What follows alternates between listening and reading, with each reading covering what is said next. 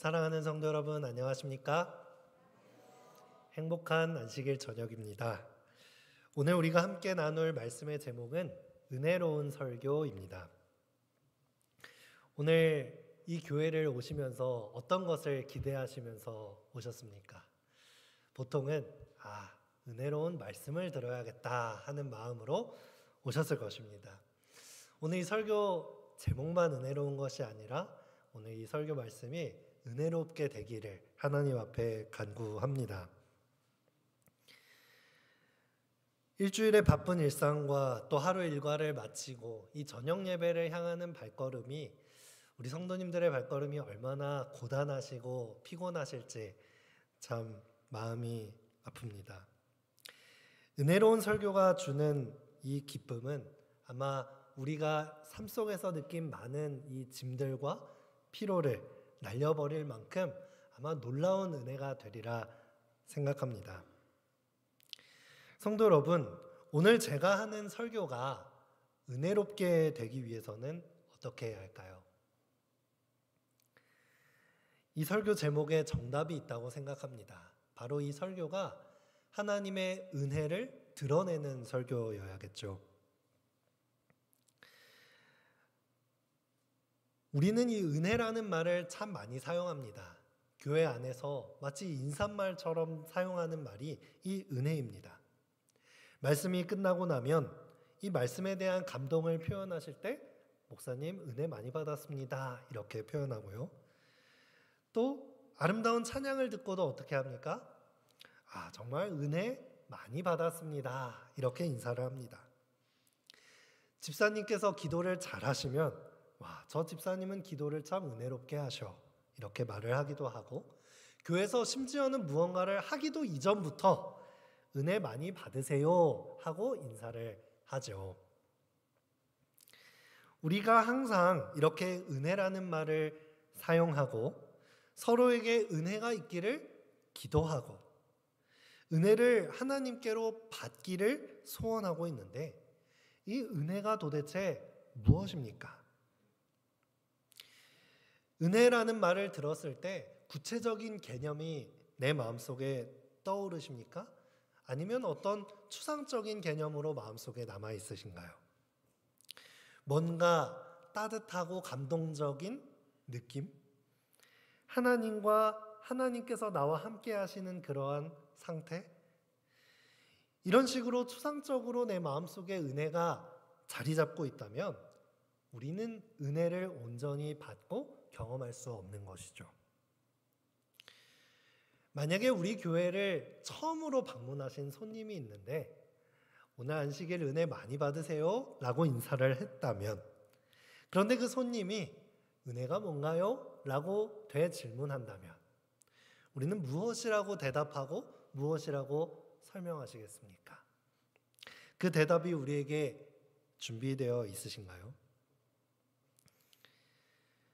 우리의 마음속에 우리가 너무나도 자주 사용하는 이 은혜에 대한 정답을 가지고 계실 수 있으면 좋겠습니다. 오늘 이 예배를 통해서 은혜를 더욱더 알아가고 경험할 수 있는 한 시간 되시기를 기도하겠습니다. 이 은혜라는 단어는 정말 성경에서 중요한 개념입니다. 구약에서는 헤세드라는 히브리어를 사용하였고, 신약 성경에서는 카리스라고 하는 단어를 은혜라고 번역하였습니다. 구약 성경에서는 이 헤세드가 240번이나 등장하고 카리스가 155번이나 등장하고 있습니다. 정말 자주 성경 속에 사용되는 표현이고 그만큼 성경에서 중요한 개념이라는 것을 알 수 있습니다. 이 단어들을 좀 더 자세하게 살펴보겠습니다. 이 단어는 사람에게도 사용이 되고 하나님에게도 사용이 되는 단어입니다. 보통 사람들이 주변에 호의를 베풀거나 선한 의도를 가지고 살아가는 이 사람들의 품성을 표현할 때에 은혜라는 단어를 사용했습니다. 그런데 사실 이 단어는 사람에게 속한 단어가 아니에요. 오직 하나님만 가지고 계신 절대적인 사랑의 품성, 무조건적인 하나님의 품성을 표현할 때에 헤세드, 카리스를 사용하였습니다. 그런데 왜 하나님께만 속한 이 품성의 단어가 사람에게도 사용되었을까요? 즉, 이 은혜라는 품성은 사실은 하나님만 가지실 수 있는 품성이지만 이 품성을 누구에게도 나누어 주셨어요? 피조물인 사람에게도 그 품성을 나누어 주셨다라는 것을 의미합니다. 우리가 나타내는 선한 생각, 선한 의도, 선한 마음, 우리가 삶을 살아갈 때 주변에서 선한 마음씨를 발견할 수 있지 않습니까? 하지만 그 모든 선한 생각은 누구로부터 온 것일까요? 오직 하나님께로부터 온 것이고 하나님께서 나눠주신 것이다 라는 것입니다. 바로 우리에게 주신 선한 품성은, 선한 마음은 은혜, 하나님께서 주신 선물이라는 것입니다. 기본적으로 이 은혜는 값없이 주어지는 것이라는 개념을 가지고 있습니다. 값없이, 대가 없이 우리에게 주어지는 것, 그것이 바로 은혜입니다.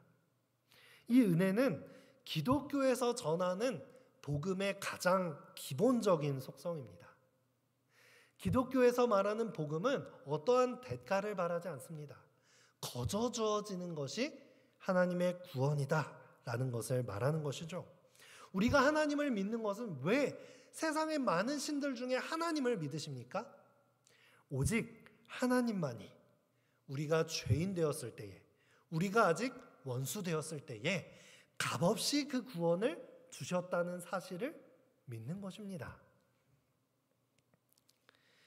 이 은혜는 하나님의 이 값없이 주어지는 무조건적인 사랑이 십자가 사역을 통해 구체화되었다라는 것을 설명하고, 그리고 이 은혜를 받아들이는 것을 통해서만 구원을 받을 수 있다라고 설명함으로써 이 은혜는 곧 무엇이 됩니까?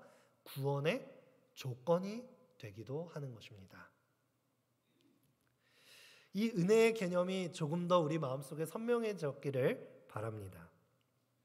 그런데 여러분, 이 은혜라는 것이 이렇게 설명할 수 있듯이 신학적인 어떠한 개념인가요? 우리 마음속에 추상적으로 자리 잡는 추상적인 관념적인 것에 불과한 것입니까? 성경에서 나오는 은혜는 단지 이렇게 교리적이거나 관념적인 것으로 그쳐지지 않습니다. 성경에서 등장하는 이 은혜라는 단어의 3분의 1을 사용한 성경의 저자가 있는데 바로 사도 바울입니다. 바울은 이 은혜라는 개념을 설명하고 또 우리 삶 속에 적용하기를 즐겨했고, 이 교회가 은혜를 경험해야 한다라는 사실을 끝없이 강조하였습니다. 에베소서 3장 7절의 말씀을 한번 보겠습니다. 이 복음을 위하여 그의 능력이 역사하시는 대로 내게 주신 하나님의 은혜의 선물을 따라 내가 일꾼이 되었노라. 자, 여기서 바울이 고백하는 은혜는 무엇입니까? 바울이 경험한 은혜는 단지 추상적인 개념이나 신학적인 교리가 아니었습니다.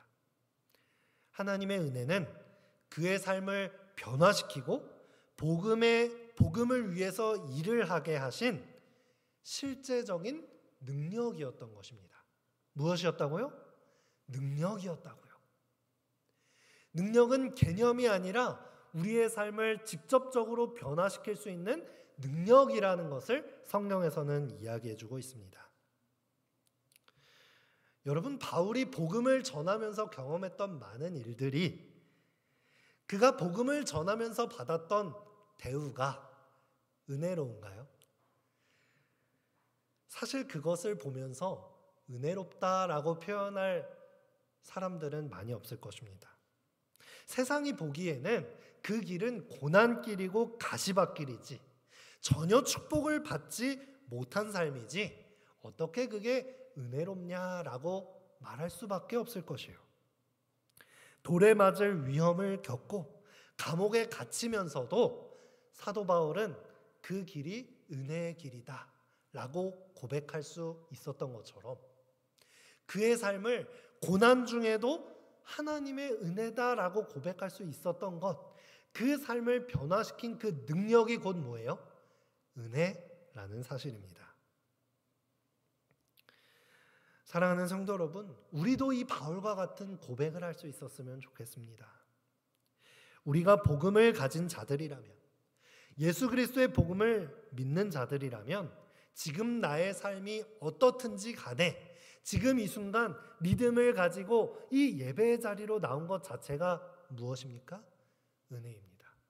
은혜라고 고백할 수 있어야 합니다. 그 능력을 경험하는 것이 바로 은혜의 삶인 것입니다. 우리가 이 세상을 살아가면서 많은 것들을 추구할 수 있습니다. 돈과 명예를 추구할 수도 있고요. 우리의 안락함과 평안을 추구할 수 있습니다. 하지만 이 죄악 세상을 살아간다 할지라도 하나님을 믿고 소망하면서 살아갈 수 있는 이 기회를 가진 자, 바로 그 사람들이 하나님의 은혜를 누리는 사람들입니다. 바울은 이 은혜를 참 좋아했고 이 은혜를 경험하면서 살아가는 데에 초점을 맞췄습니다. 바울은 자신이 편지를 쓸 때에 늘 똑같은 말로 인사말을 건넵니다. 그 편지를 받을 독자들에게 늘 똑같은 말로 인사를 했기 때문에 많은 성경학자들이 이 글은 사도 바울이 쓴 글이야 라는 것을 밝혀낼 때에 이 글 서두에 이 인사말, 하나님 우리 아버지와 주 예수 그리스도로부터 은혜와 평강이 너희에게 있을지어다 라고 하는 인사말이 있으면 누가 쓴 글로 인식했어요? 사도 바울이 쓴 글이구나 라는 것을 알았습니다. 이 인사말은 그냥 상투적인 인사말이 아닙니다. 여러분, 저는 설교를 시작하기 전에 무엇이라고 여러분들께 인사를 건네는지 기억하시나요? 저도 늘 똑같은 말로 인사를 하는데요. 사랑하는 성도 여러분, 안녕하십니까? 이렇게 인사를 건넵니다. 이것이 그냥 늘상 하는 말이니까 그냥 인사말인가 보다 하고 지나갈 수도 있지만 사실 저는 이 인사말을 그냥 하는 말이 아닙니다. 저는 설교문을, 이 전문을 작성하는데요. 전문을 작성하면서 처음으로 이 인사말을 작성하면서 기도합니다. 하나님의 사랑으로 성도 여러분들을 진심으로 사랑할 수 있도록 하나님의 사랑을 구합니다. 하나님의 사랑 없이 제가 어떻게 여러분들을 진심으로 사랑할 수 있을까요? 저는 사랑이 부족한 사람이기에 하나님의 사랑을 간절히 구하고 여러분들을 사랑할 수 있기를 바라는 마음으로 이렇게 인사하는 것입니다. 저의 이 설교문에 사랑이 빠진다면 이것은 어떤 정보를 전달하는 강의가 될 것입니다. 이 말씀이 진정으로 하나님의 은혜를 전달하기 위해서는 저에게 너무나도 사랑이 필요한 것이죠. 그 마음을 담아 여러분들에게 인사하는 것입니다.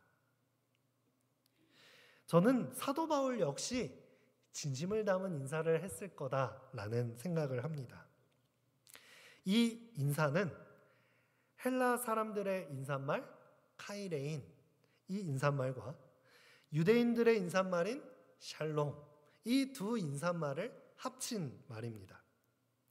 이 서신을 읽게 된 이방인 출신의 그리스도인들, 헬라 사람들이 카이레인 하고 인사말을 받고 또 기존의 유대인 출신인 그리스도인들이 이 서신을 받았을 때에 샬롬 하고 인사말을 받을 수 있도록 인사하는 것입니다.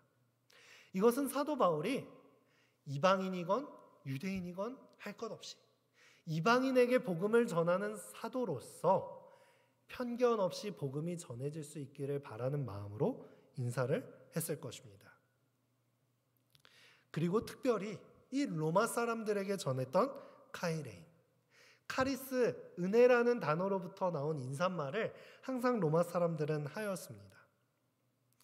이 인사말은 우리가 안녕하세요 하는 것처럼 너무나도 일상적인 말이에요. 만나면 카이레인 하고 인사를 하는 것입니다. 우리나라 말로도 안녕하세요 하면 어떤 의미를 담고 있습니까? 우리의 안부와 평안함이 안녕한지, 정말 우리의 상태가 안녕한지를 물어보는 말이죠. 그런데 우리가 늘상 안녕하세요 하고 인사할 때마다 그렇게 안부를 묻는 것인가요? 그것은 아니죠. 그냥 인사말을 건네는 것입니다. 이 카이레인, 샬롬이라는 말 자체는 그저 상투적으로 하는 인사말일지 몰라도 사도 바울은 이 인사말에 진심을 담았던 것입니다. 왜냐하면 사도 바울에게 있어서 이 은혜, 카리스는 상투적인 말이 아니라 그의 삶의 목적이었고 그의 인생의 터닝 포인트였고 예수 그리스도의 사랑이 담겨 있는 그러한 핵심적인 단어였기 때문에 바울이 건네는 이 인사말은 진심 어린 주님의 은혜 있기를 바랍니다 라고 하는 진심 어린 인사말이었다라는 것입니다. 우리가 이 은혜에 대해서 더 깊이 살펴보겠습니다. 함께 에베소서 2장 7절로 8절의 말씀을 읽어보도록 하겠습니다. 우리 말씀을 함께 읽어보실까요? 시작. 이는 그리스도 예수 안에서 우리에게 자비하심으로써 그 은혜의 지극히 풍성함을 오는 여러 세대에 나타내려 하심이라. 너희는 그 은혜에 의하여 믿음으로 말미암아 구원을 받았으니 이것은 너희에게서 난 것이 아니요 하나님의 선물이라. 아멘. 우리는 보통 고린도전서 13장 하면 무슨 장이죠? 사랑장. 히브리서 11장은 믿음장. 이렇게 말하죠. 이 에베소서 2장은 은혜장입니다. 이 은혜에 대해서 가장 구체적으로 잘 설명하고 있는 장이 에베소서 2장인데요. 오늘 안식일 저녁 혹은 이 안식일을 보내시면서 에베소서 2장을 한번 묵상해 보시기를 권해드립니다. 이 에베소서 2장은 하나님의 품성으로서의 은혜 그리고 우리 삶을 변화시키는 능력으로서의 은혜 이 두 가지 측면을 모두 잘 정리하여 표현해주고 있습니다. 우리 첫 번째는 우리에게 거저 주시는 은혜입니다. 은혜는 하나님이 거저 주시는 인류의 구원입니다. 여러분, 구원이 작은 것인가요? 공짜로 치부될 만큼 작은 것입니까? 아닙니다. 정말 어마어마한 것입니다. 우리의 삶을 눈물 짓게 하고 허무하게 만드는 죽음이라는 것을 영원히 해결해 줄 놀라운 것이 구원입니다. 그런데 그것을 얼마에 주십니까? 공짜로 주신다는 거예요. 선물로 주신다는 것입니다. 이 세상에서는 이러한 사랑을 발견할 수가 없습니다. 여러분, 한 사진을 가져오게 되었는데요.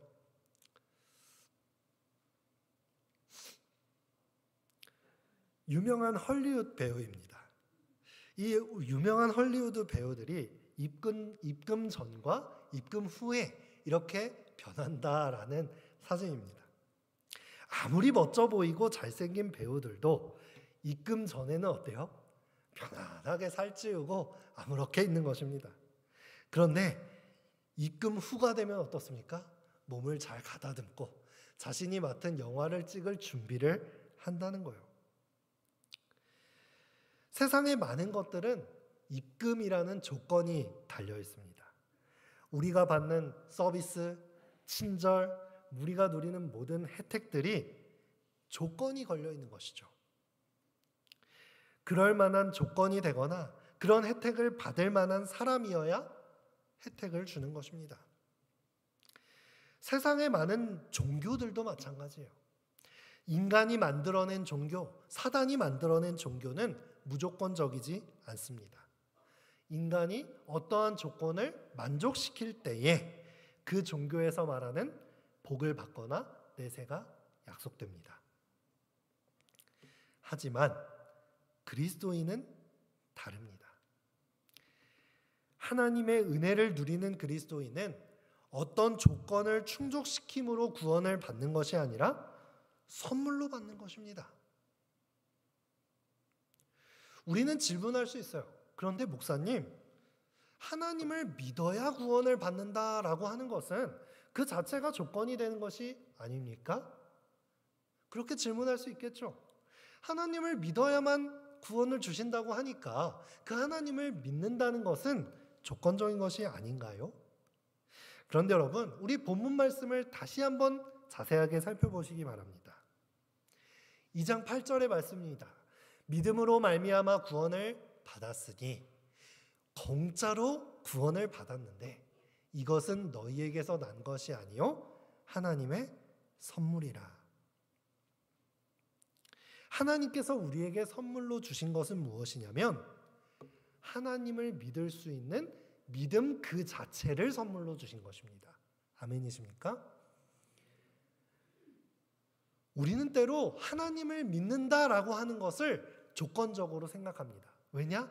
그것이 나에게로부터 나오는 것이라고 생각하기 때문이에요. 믿음은 나에게로부터 나오는 것이 아닙니다. 나의 어떠한 노력, 교회를 출석하고 율법적으로 흠이 없이 살아가고 헌금을 드리고 어떠한 나의 노력으로부터 기인한 것이 믿음이다. 나의 믿음으로부터 시작하는 행동이 믿음이다 라고 생각하면 하나님을 믿어야 구원받습니다 라고 하는 것이 어떻게 느껴지냐면 조건적으로 느껴집니다.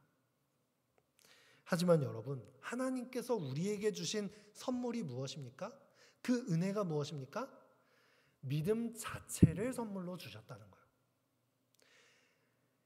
내가 하나님을 믿는다라고 하는 것은 내가 하나님을 믿는 것이 아니에요. 내가 오늘 피곤한 몸을 이끌고 이 교회로 나와왔는데 내가 이 자리로 온 것입니까? 하나님께서 이 자리로 나올 수 있도록 마음을 주신 것입니까? 나의 결심이 아니라 그 결심을 할 수 있는 마음과 믿음을 하나님께서 우리에게 주셨다라는 사실입니다. 여러분, 이것을 깨달을 때에 우리는 진정한 은혜를 경험할 수 있습니다. 나에게 일어나는 선한 마음, 선한 행동, 선한 결심, 하나님을 믿을 수 있는 이 믿음의 시작조차 하나님께서 은혜로 우리에게 주셨다는 사실을 꼭 기억하시기 바랍니다. 하나님께서는 우리에게 모든 것을 거저 주십니다. 하나님께서 인간을 창조하실 때에 인간을 창조하시고 어떤 값을 지불해서 세상을 주시지 않았습니다. 창조하시기 이전에 모든 것을 창조하셨어요. 인간은 죄를 선택하고 등을 돌리는데도 불구하고 하나님께서 만들어 놓으신 창조 세계는 어떻습니까?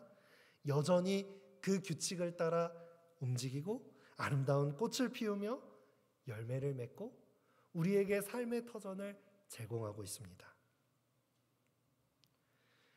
인간은 예수님의 사랑 없이도 잘 살 것처럼 마음대로 살아갑니다. 내 능력을 의지하면서 나 잘난 맛에 살아갑니다. 하지만 하나님께서는 우리 없이는 살지 못한다라고 말씀하시면서 생명까지 내어 주시면서 다시 나와 함께 살아가자라고 고백하십니다. 우리의 신앙은, 우리의 감정은 시시때때로 변합니다. 하지만 하나님께서는 변하지 않으시는 율법으로, 언약으로 우리에게 새벽빛과 같이 일정하게 우리를 대하시며 돌보십니다. 여러분, 하나님께서 우리에게 거저 주신 많은 것들을 기억하시기 바랍니다. 하나님께서 우리에게 거저 주신 삶의 터전인 창조세계, 거저 주신 당신의 생명, 변하지 않는 하나님의 약속들, 이 모든 것들은 절대 값이 싸서 거저 주신 것이 아닙니다. 이렇게 우리에게 거저 주신 놀라운 은혜를 우리가 받아들이고 그것에 반응하면서 살아가는 것, 그것이 바로 은혜를 누리며 사는 삶입니다. 여러분, 그러니까 이제 누가 은혜가 뭐야? 라고 물어보면 이렇게 대답하시면 됩니다. 자, 따라해 보세요. 은혜는 하나님께서 우리를 무조건적으로 먼저 신뢰해 주시는 사랑이야.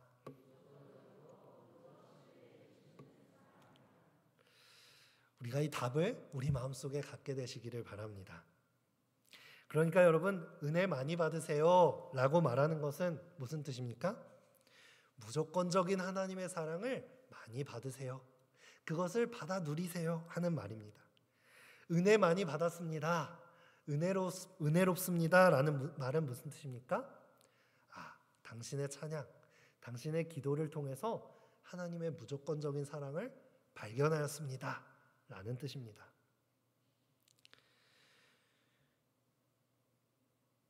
여러분, 우리가 은혜를 받았을 때에 이 은혜를 조용히 마음속으로 숨겨야 할까요? 아니면 표현해야 할까요? 우리는 은혜를 자주자주 확인하고 그것을 표현해야 합니다. 제가 한 번은 이집트로 봉사대를 갔다가 수단 출신 흑인 교인들이 모이는 흑인 교회를 방문한 적이 있었어요. 그런데 저는 거기가 우리 재림교회가 아닌 줄 알았습니다. 왜냐하면 어찌나 그 예배가 활기차고 표현이 넘치는지. 우리가 찬양할 때 박수를 치곤 하는데 찬양할 때뿐 아니라 목사님이 설교하시는데 막 박수를 칩니다. 은혜를 받은 것에 대해서 박수로 표현하는 것이죠. 거기에 우리가 목사님 말씀에 아멘 하는 것뿐만이 아니라 환호성을 지릅니다. 와우, unbelievable 하면서 막 소리를 지릅니다. 받은 은혜를 아주 자유롭게 표현하는 것이죠. 무조건 박수치고 환호성 지르는 예배 문화가 좋다라고 이야기하는 것이 아니라 그 반면에 우리가 가진 예배 문화는 너무 표현하는 데에 서툴다라고 하는 것입니다. 우리가 은혜를 받았을 때 어떻게 하십니까? 그냥 마음속으로 끄덕끄덕 하면서 표현합니다. 때로는 아멘 이렇게 표현하긴 하지만 우리 마음이 뜨거워질 정도로 아멘 하고 표현할 수 있으면 좋겠습니다. 아멘이십니까? 아멘입니다. 우리가 서로 표현함으로 우리가 모인 이 회중이 같은 은혜를 느끼고 있구나, 하나님의 무조건적인 사랑을 발견하고 있구나 라는 것을 서로 느끼는 것입니다. 아멘이십니까? 이렇게 되물을 때만 크게 하는 것이 아니라 우리 교문일 교회가 늘상 환하게 웃으면서 은혜를 표현하시면 좋겠습니다. 또한 은혜는 이 교회에서만 표현하는 것이 아닙니다. 우리가 말씀을 듣고 소그룹원들과 많은 감동을 나눌 수 있습니다. 하지만 그것을 이 교회에서만 나누면 이 은혜의 선물을 우리 안에 꽁꽁 싸매 놓는 것과 마찬가지입니다. 이 은혜를 어디로 가져나가야 할까요? 세상으로 가져나가서 이웃에게 표현해야 합니다. 이웃과 만나서 세상적인 이야기만 하는 것이 아니라 우리 교회 갔더니 너무 신명나는 일이 많더라. 우리 목사님의 설교를 들었더니 너무나도 큰 축복을 받고 하나님 이 세상에서 발견할 수 없는 평안과 사랑을 받을 수 있더라 하고 표현하는 것입니다. 우리에게 그러한 축복이 마련되어 있는 것입니다. 하나님께서는 우리를 통하여 그 하늘에서 내려오는 은혜의 선물을 세상에 전달하고 싶어 하십니다. 우리가 받은 은혜를 마음껏 표현하고 세상에 나가서도 표현할 수 있는 참된 성도들이 되시기를 간절히 바라겠습니다. 에베소서 2장 9절에서 10절 말씀을 이어서 보시도록 하겠습니다. 제가 읽도록 하겠습니다. 행위에서 난 것이 아니니 이는 누구든지 자랑하지 못하게 함이라. 우리는 그가 만드신 바라 그리스도 예수 안에서 선한 일을 위하여 지으심을 받은 자니 이 일은 하나님이 전에 예비하사 우리로 그 가운데서 행하게 하려 하심이라. 아멘. 우리 이 말씀은 은혜의 또 다른 모습을 설명해 줍니다. 바로 사랑의 선물임과 동시에 그 사랑을 우리도 행할 수 있게 하는 능력임을 우리에게 설명해 주고 있습니다. 구절 말씀을 자세히 보시면 행위에서 난 것이 아니니 이는 누구든지 자랑하지 못하게 함이라 라고 말씀합니다. 하나님께서 주신 구원의 선물, 은혜의 선물을 받아 누리는 사람은 자랑할 수 없는 사람입니다. 우리가 이것을 보면 이 사람이 은혜로 살아가는 사람인지 아니면 내 공로로 살아가는 사람인지 분별할 수 있습니다. 나의 업적과 공로를 자랑하며 살아가는 사람들은 어떻습니까? 나의 능력과 나의 공로를 높이는 사람은 자랑하기 바쁩니다. 어떠한 일의 결과가 왔을 때 내가 이런 방법으로 이러한 노력으로 이런 결과를 만들었어 하고 나를 그 자리에 높이게 되는 것이죠. 하지만 은혜의 선물을 받고 살아가는 사람은 어떻습니까? 자랑할 수 없는 것입니다.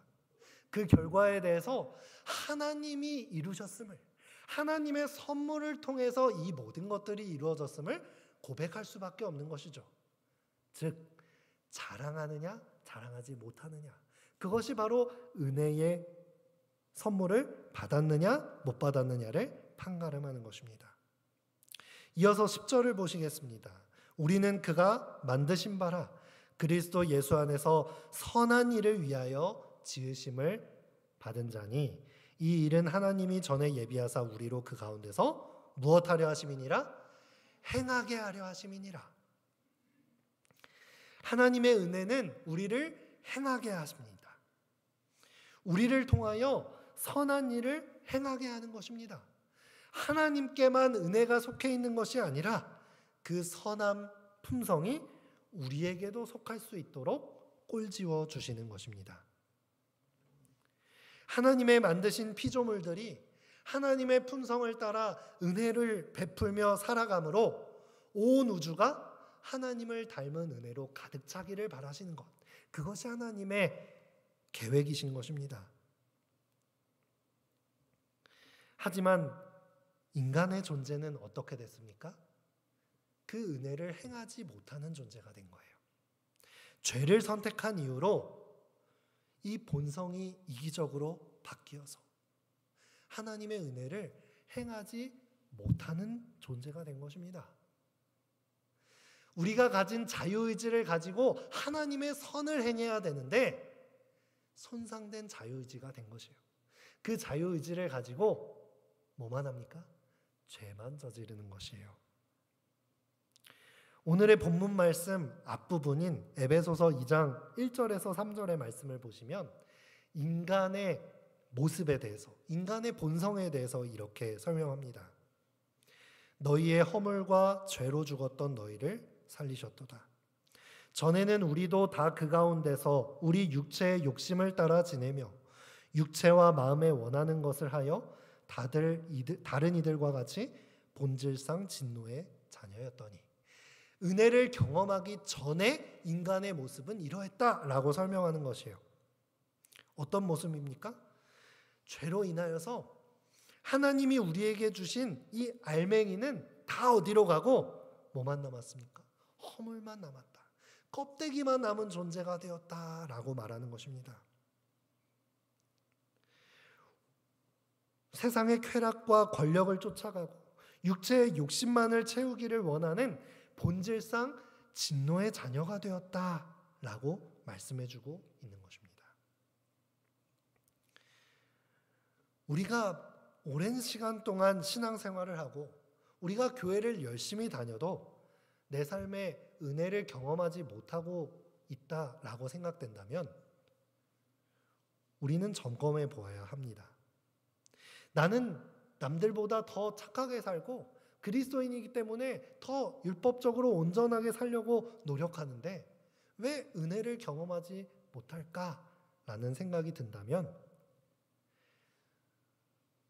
우리는 나의 본질을 정확히 인식하고 있는가를 돌아보아야 합니다. 성경에서 말하는 대로 내가 껍데기만 남은 죄인임을, 본질상 진노의 자녀임을 깨닫고 있는가? 인정하고 있는가? 그것을 점검해 보아야 합니다.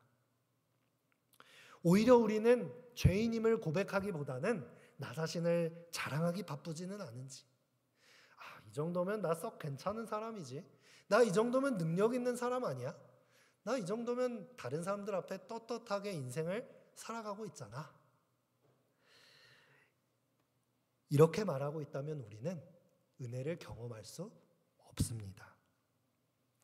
우리는 하나님 앞에 나는 너무나도 부족한 죄인이라고, 나는 능력이 없고 죽을 수밖에 없는 상황에 처한 죄인이라고 고백해야 합니다. 나는 겉으로는 사람들과 인간관계를 잘 맺고 사랑하는 척하고 있지만 실상 내 마음은 진정 어린 이타적인 사랑이 눈꼽만침도 없음을 하나님 앞에 발견해야 하는 것입니다. 나의 노력으로 때로는 그럴싸한 인생의 결과물들을 만들어내지만, 사람들에게 인정받을 만한 착한 일을 하고 있지만, 실상 나 홀로 남아있을 때는 나 혼자 이겨낼 수 없는 게으름과 악한 습관들을 이겨낼 수 없는 부족한 죄인임을 하나님 앞에 인정해야 하는 것입니다. 하나님은 우리의 본성을 바라보십니다. 겉으로 드러난 선행이나 내가 쓰고 있는 가면을 보시는 것이 아니라 우리 마음속에 있는 죄를 바라보십니다. 우리가 아무리 내 삶을 꽁꽁 아름답게 포장하여도 내 마음속에 죄로 죽어가고 있는 그 공허한 마음을 주목하고 계신다는 것입니다. 하나님께서 은혜를 선물로 주셔서 우리에게 주시고자 하시는 것은 바로 그 본질적인 마음, 껍데기만 남고 본질상 진노의 자녀가 된 그 이기적인 마음을 치유하시고 진정한 행복과 평안으로 채워주시기를 바라고 계시는 것입니다. 사랑하는 성도 여러분, 우리가 아버지께 은혜를 구하게 되시기를 간절히 바랍니다. 아무 희망도 없는, 죽을 수밖에 없는 나 자신을 발견했을 때 그곳은 절망의 자리가 아니라 은혜를 경험할 수 있는 자리인 것입니다. 나의 능력과 나 자신만을 믿고 살던 내게 배신감만을 안겨주는 나의 부족함을 마주했을 때 그 자리는 은혜를 경험할 수 있는 자리인 것입니다. 예수님을 믿지 않는 수많은 영혼들을 봐도 예수님의 마음이 느껴지지 않고 나와는 전혀 상관없는 사람들이라고, 너무나도 딱딱한 내 마음을 발견했을 때 우리는 그 자리에서부터 하나님의 은혜를 발견할 수 있는 것입니다.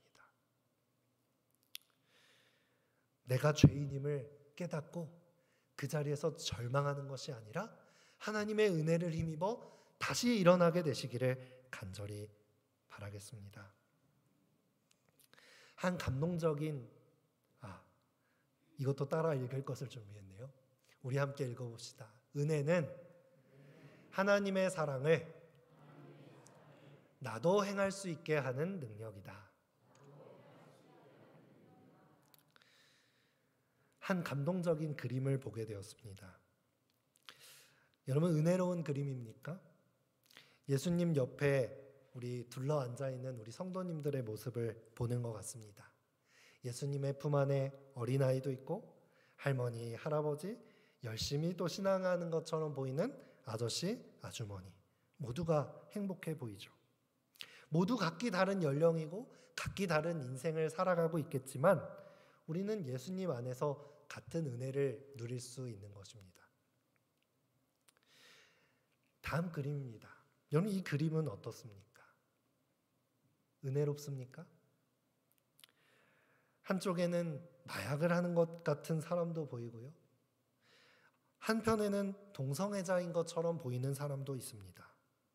거하게 술주정하는 아저씨, 또 예수님의 가슴팍에 얼굴을 팍 파묻고 있는 사람은 아마 창녀인 것처럼 보입니다. 예수님 품에 안긴 아이는 영양실조에 걸려서 배도 볼록 튀어나오고 뼈밖에 없습니다. 온갖 세상 죄악의 결과물이 다 모여있는 이 그림이지만 이 그림이 은혜롭다라고 말할 수 있는 이유는 무엇입니까? 여전히 예수님께서 동일한 모습으로 가운데에 앉아 계시기 때문입니다. 말 그대로 어메이징 그레이스인 것입니다. 여러분, 우리들은 예상할 수 있는 은혜 속에 살고 계십니까? 아니면 예상할 수 없는 놀라운 어메이징 그레이스 속에 살고 계십니까? 하나님의 은혜는 인간으로서 흉내낼 수 없는 능력입니다. 우리가 이 어메이징 그레이스를 실천할 수 있습니까? 내 힘으로 한 톨이라도 이 사랑을 흉내낼 수 있습니까? 없는 것입니다. 우리는 이 은혜를 흉내낼 수 없기 때문에 죄인인 것입니다. 하지만 하나님의 은혜는 이런 놀라운 사랑을 우리의 삶을 통해 실천할 수 있다라고 선언하시는 능력이 되는 것입니다. 우리가 그 능력을 경험할 때에 우리의 신앙은 활기차고 우리의 구원은 우리의 삶의 능력이 되는 것입니다. 마지막으로 한 이야기를 들려드리며 오늘 말씀을 마치려 합니다. 찬미가 116장 자비로운 주 하나님 찬양을 잘 아시나요? 이 찬양은 어메이징 그레이스라고 하는 이 영어 제목을 가진 찬양입니다. 이 찬양에 얽힌 사연을 소개해드리려고 합니다. 이 찬양을 만든 사람은 영국에 살던 존 뉴튼이라고 하는 사람입니다.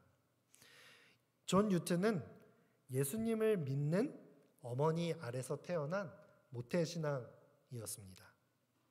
그런데 어머니를 일찍 여의고 계모 아래서 성장하게 되었다가 또 선원이신 아버지를 따라서 일찍이 거친 바다로 나가서 바다사람이 되었습니다. 그 당시 영국은 전 세계의 노예 시장을 주도하던 나라였는데요. 그 당시 노예 시장이 어떤 시장이었습니까? 노예들을 수입하고 수출하기 위해서 수많은 사람들을 뱃속에 실었습니다. 수백 명을 빚도 없고 또 이 지하 갑판에 몰아서 칸칸이 눕혔습니다. 그 노예들은 사람도 아니라 짐짝처럼 취급받았습니다. 뱃속에서 이동하는 중간에만 10%의 노예들이 죽었습니다. 그리고 살아남은 사람들은 노예 훈련이라는 이름하에 매질을 당하고 또 폭행을 당하는 가운데에 30%의 노예들이 죽었습니다. 그나마 살아남은 사람들의 삶은 어땠을까요? 평생 동안 성폭행과 가혹행위에 시달리면서 그 삶을 살아갔습니다. 그러던 어느 날에 이 존 뉴튼은 선장이 되어서 노예시장을 주도하던 선장이 되었습니다.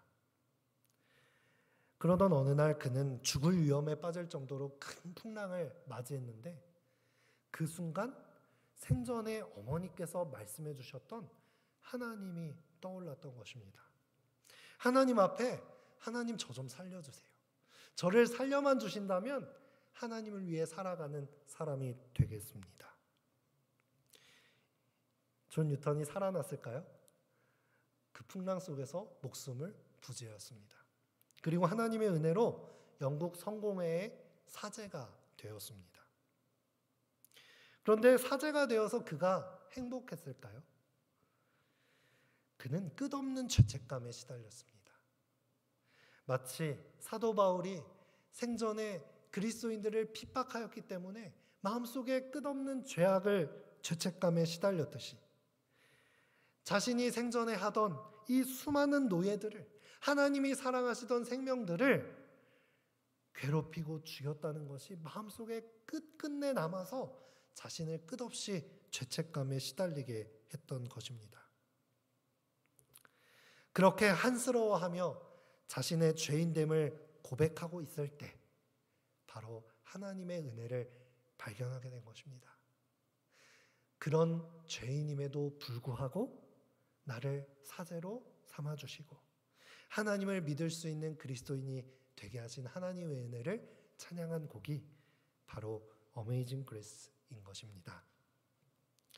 영어 가사를 해석하면 이렇습니다. 놀라운 은혜여, 얼마나 그 소리가 감미로운지요. 그 은혜가 저와 같은 비참한 인생을 구원했습니다. 저는 한때 잃어버려진 존재였지만 지금은 찾아졌고, 한때 눈이 먼 존재였지만 지금은 보게 되었습니다. 나의 영혼에 두려워하는 마음을 가르쳤던 것도 은혜였고, 나의 두려움들을 없어지게 해주신 것도 은혜였습니다. 그 은혜가 제게 나타났다는 사실이 얼마나 소중한지요.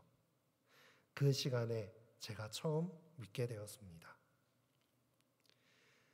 많은 위험들과 고통들과 유혹들을 지나서 우리는 지금 여기까지 왔습니다.